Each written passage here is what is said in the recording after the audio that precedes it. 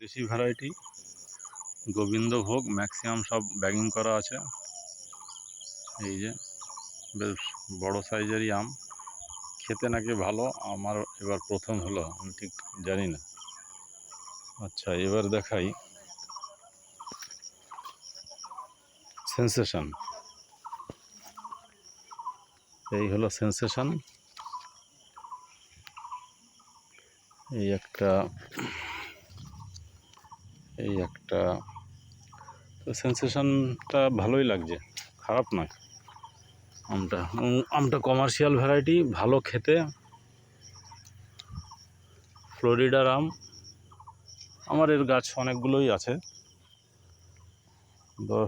8টা-10টা তো হবেই বোধহয়। আর এই যে এবার প্রথম হলো গন্ধরাজ লেবু, বেশ ভালোই ফলন হয়ে যায়। ওই যে মাটিতে ঝুলছে সব, ঝোপে ঝাড়ে আড়ালে মোটামুটি আছে কিছু। এই যে এই গাছটা,